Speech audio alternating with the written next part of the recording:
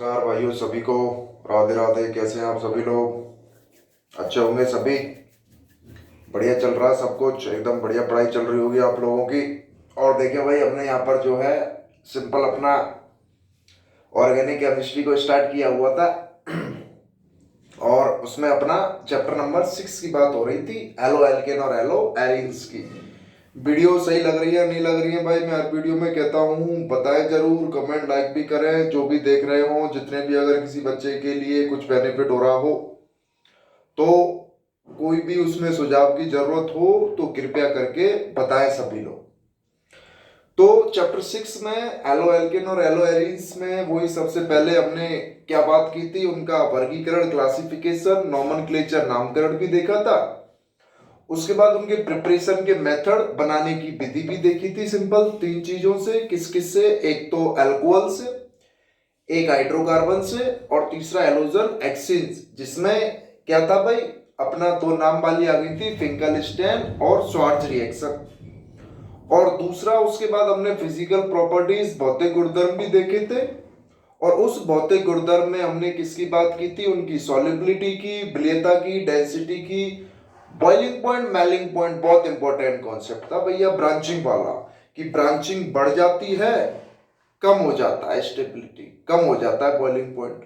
और अगर ब्रांचिंग कम है तो सरफेस एरिया बढ़ जाता है, स्टेबिलिटी भी उसकी क्या होती है भाई, सिंपल बढ़ जाती है। उसके बाद उनकी फिजिकल स्टेट, भौतिक अवस्था, जाहिर सी बात है जो लोअर वाले होते हैं वो गैसेस में होते हैं और हायर वाले सॉलिड में होते हैं। उसके बाद केमिकल रिएक्शन स्टार्ट की थी, उसकी 3 पढ़नी अपने को, एनएसआर, एलिमिनेशन और सिंपल रिएक्शन विद मेटल, धातु के साथ अभिक्रिया। और हमने पहली स्टार्ट कर दी थी एनएसआर, न्यूक्लियोफिलिक सब्स्टिट्यूशन रिएक्शन, जिसमें मैं बता रहा हूं कि मान के चलो ये हेलोजन है, ये कार्बन की कोई चेन है आरएक्स, आर कोई चेन है एल्किल चेन, और ये अपना हेलोजन है। कोई दूसरा न्यूक्लियोफाइल आया, मान के चलो ये इस इनको ले रहा हूं मैं, ये न्यूक्लियोफाइल आएगा और इस कार्बन और हेलोजन, ये हेलोजन है, कार्बन के साथ बॉन्ड बना हुआ है, ये कोई न्यूक्लियोफाइल इस हेलोजन को रिप्लेस कर देगा और इसके साथ क्या होगा भैया, जुड़ जाएगा। तो ये जुड़ने वाला भी न्यूक्लियोफाइल है और निकलने वाला जो हेलोजन है एक्स नेगेटिव है, ये भी न्यूक्लियोफाइल है।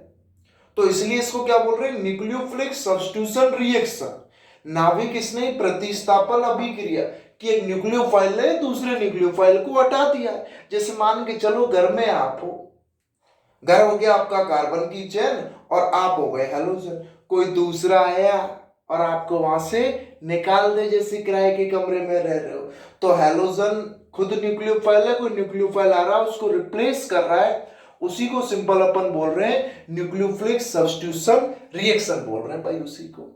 और उसमें कौन कौन सा न्यूक्लियोफाइल हो सकता है वो हम इससे पिछली वीडियो में बता चुके हैं कुछ, कि अगर भैया NaOH है, KOH है, H2O है, OH नेगेटिव न्यूक्लियोफाइल है। अगर NaOR है तो सिंपल OR है, ईथर बन गया था। सिंपल अपना साइनाइड और आइसोसाइनाइड, CN, KCN और AgCN देखा था। KCN के केस में CN जुड़ रहा है और AgCN के केस में NC जुड़ रहा है। और ammonia NH3 RNH2 primary amine और सेकेंडरी एमीन RNH R-, इन सब में क्या हो रहा है, हाइड्रोजन हट रहा है और वो नाइट्रोजन जुड़ रहा है, नाइट्रोजन पर नेगेटिव चार्ज आ गया, वो न्यूक्लियोफिलिक स्पीशीज है। यहां तक हम पिछली वीडियोस में पढ़ चुके हैं भैया। अब अपनी नई वीडियो में आ जाओ, इसी में एनएसआर को कंटिन्यू कर रहे हैं, आ जाइए भैया। तो सिंपल अपना जो है क्लास 12th का अपना भैया चैप्टर नंबर 6 चल रहा है, कौन सा, हेलो एल्केन और hello arenes, halo alkane and hello arenes. Chapter 6 हमने स्टार्ट किया हुआ है और इसमें हम सबसे पहले हेलो एल्केन को पढ़ रहे थे। और इसमें हेलो एल्केन्स की जो है हमने क्या स्टार्ट की हुई है, केमिकल रिएक्शन। दोनों मीडियम की बात कर रहे हैं, मीडियम के बारे में मैं पहले ही बता चुका हूं, कोई ज्यादा फर्क नहीं है, सिंपल सी टर्म्स को समझ लो। रासायनिक गुणधर्म की हम बात कर रहे थे और उस रासायनिक गुणधर्म में हमने पहला कौन सा लिया हुआ है, NSR, न्यूक्लियोफिलिक सब्स्टिट्यूशन रिएक्शन, नाभिक स्नेह प्रतिस्थापन अभिक्रिया। और इसमें हमने 8 पढ़ा दिए थे, प्रीवियस वीडियो को देखें कि सिंपल कोई भी RX है और यहां कोई न्यूक्लियोफाइल आ रहा है, ये क्या कर रहा है, सिंपल X नेगेटिव को हटा देगा उसमें से और R न्यूक्लियोफाइल बन जाएगा। पहली वीडियो में हमने ये न्यूक्लियोफिलिक स्पीसीज क्या क्या पढ़ लिया था, एक NaOH देख लिया भैया, KOH देख लिया, H2O देख लिया, तीनों में OH माइनस था, NH3 देख लिया, R डैश NH2 देख लिया, R NH R डैश देख लिया, KCN देख लिया और AgCN देख लिया। ये पिछली वीडियो में पढ़ चुके हैं, 4 और 4 8, ये पिछली वीडियो में भाई हम देख चुके हैं। 9वां आ जाओ, यहां सिंपल कोई RX लिखा हुआ है भैया, क्या लिखा हुआ है, RX, और इस पर कोई भी जो है यहां पर न्यूक्लियोफाइल अटैक कर रहा था और क्या बन रहा है, यही R न्यूक्लियोफाइल X नेगेटिव बन रहा है। अब समझो अपना 9वां कौन सा है, जो RZ ग्रुप है यहां पर कि कौन सा हो, सिंपल मैंने लिख दिया KNO2, KNO2 लिखा हुआ है, तो इसमें जो न्यूक्लियोफाइल आएगा वो कौन सा होगा, न्यूक्लियोफाइल सिंपल ONO, क्या होगा, ONO होगा। NO2 भी एक टाइप का एम्फीडेंटेड न्यूक्लियोफाइल है, उभयदंतुक नाभिक स्नेही, जिसमें 2 न्यूक्लियोफाइल एलिमेंट्स हो एटम, जैसे साइनाइड और आइसोसाइनाइड की बात करें तो साइनाइड में कार्बन है और उसमें आइसोसाइनाइड में नाइट्रोजन है। तो जब KCN होता है तो कार्बन जुड़ता है, AgCN होता है तो नाइट्रोजन जुड़ता है। सेम एज इट इज अगर KNO2 है तो जो नाभिक स्नेही होगा वो कौन सा होगा, अपना ऑक्सीजन एटम होगा और यहां से क्या बन जाएगा, RONO, जिसको बोलेंगे सिंपल एल्किल नाइट्राइट।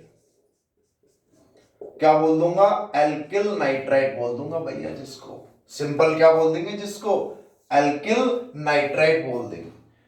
इसी में क्या हो, अगर AgNO2 हो, क्या हो, AgNO2 हो तो न्यूक्लियोफाइल क्या होता है, NO2, यानी कि ये होगा अपना डोनर एटम कौन होता है, नाइट्रोजन होगा और क्या बन जाएगा, RNO2 बन जाएगा भैया, जिसको क्या बोल दूंगा, नाइट्रो एल्केन। क्या बोल दूंगा, जिसको नाइट्रो एल्केन। क्वेश्चन पर आ जाओ, समझो कि जैसे मैंने लिखा हुआ है CH3CH2Cl और इसकी अभिक्रिया किसके साथ करा रहे हैं, सिंपल KNO2 के साथ, पोटेशियम नाइट्राइड के साथ करा रहे हैं भैया, KNO2 के साथ।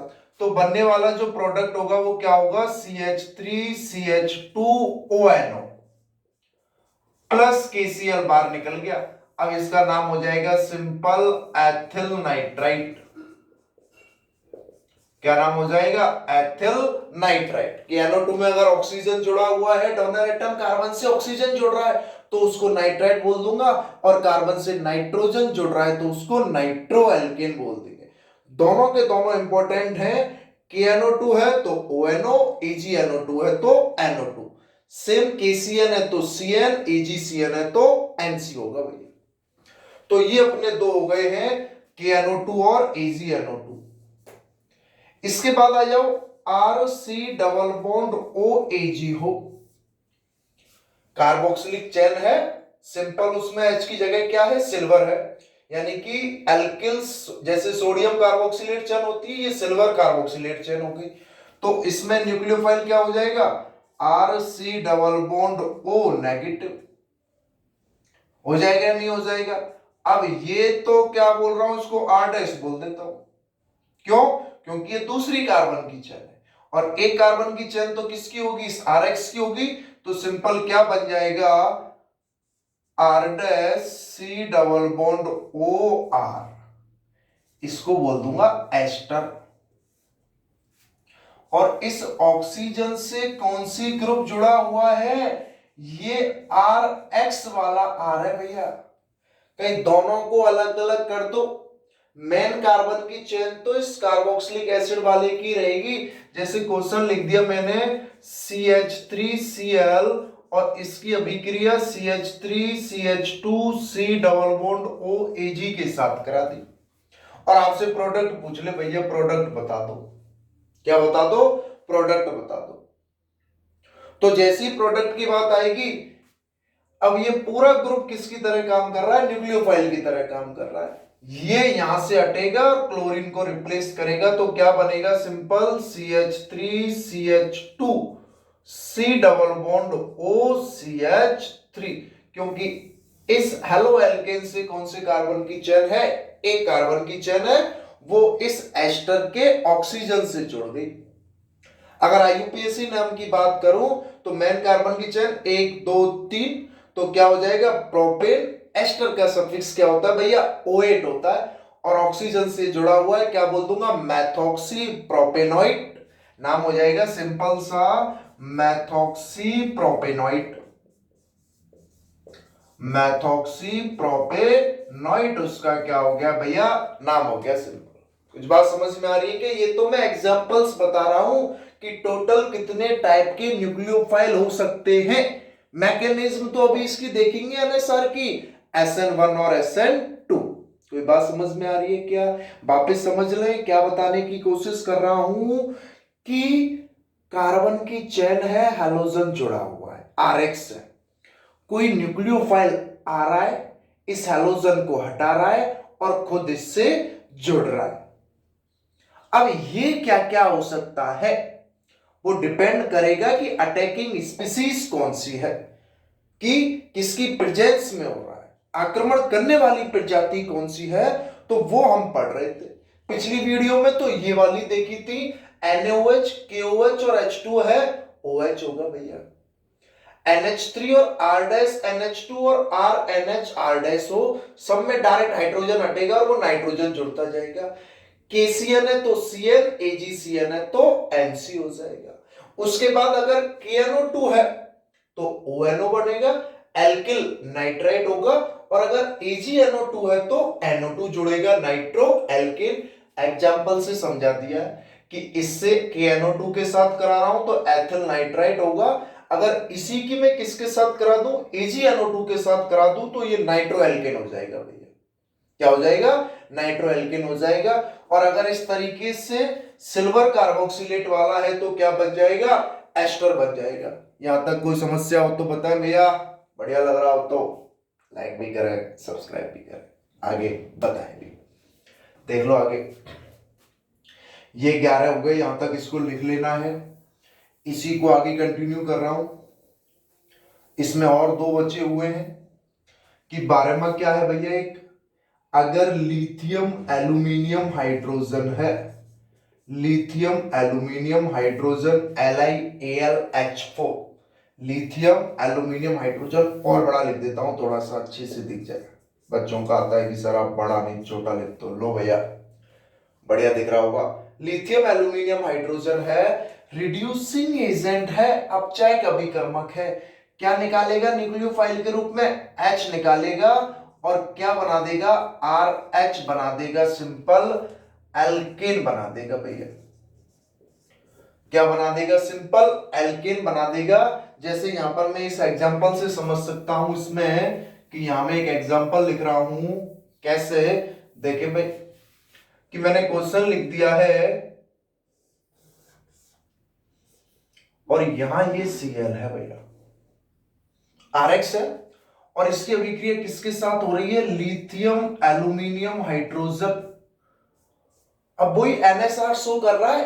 कोई सा भी एग्जांपल आ जाए उसमें से पूछ ले कौन सी मैकेनिज्म है, सब में RX की किसी भी न्यूक्लियोफिलिक स्पीशीज के साथ, तो भैया NSR है, न्यूक्लियोफिलिक सब्स्टिट्यूशन रिएक्शन की बात कर रहे हैं। तो लिथियम एल्यूमिनियम हाइड्रोजन है, इस क्लोरीन की जगह क्या आ जाएगा? हाइड्रोजन आ जाएगा, और क्या बन जाएगा? अपना सिंपल एल्केन बन जाएगा। बना तो इसको एज इट इज प्रोडक्ट को। यहाँ क्लोरीन घट गया, हाइड्रोजन लग गया। हाइड्रोजन को अलग से लगाने की जरूरत थोड़ी है, ये एल्किल हैलाइड था, ये सिंपल क्या बन गया अपना, एल्केन बन गया भैया। ये सिंपल अपना क्या बन गया, एल्केन बन गया। एक और है, अगर R डैश M है, यानी कि मेटल एल्किल है, एल्किल ग्रुप के साथ मेटल जुड़ी हुई है, तो जाहिर सी बात है न्यूक्लियोफाइल के रूप में कौन होगा, R डैश नेगेटिव भी होगा। और क्या बन जाएंगे, R R डैश हो जाएगा। ये R तो RX वाला है और ये R डैश इस मेटल के साथ वाला है। तो सिंपल एग्जांपल से समझ जाओगे कि जैसे मैंने लिख दिया, एक तो CH3 CH2 Cl और एक लिख दिया CH3 Na, ये मेटल है, क्या होगा, NaCl बाहर निकल जाएगा और CH3 CH2 CH3 बन जाएगा, साथ में इधर से ये NaCl बाहर निकल गया। तो ये एल्केन की चेन हो गई। टोटल अपने कितने हो गए भैया, 13 टाइप के हमने जो हैं क्या देख लिए हैं, टाइप ऑफ न्यूक्लियोफाइल देख लिए हैं। कुछ बात समझ में आ रही है क्या, बताएं सभी लोग, कैसा लग रहा है मामला, बढ़िया लग रहा चाहिए भैया। कि simple NSR nucleophilic substitution reaction की बात हो रही है, मैकेनिज्म इसकी और भी ज्यादा इंपॉर्टेंट है।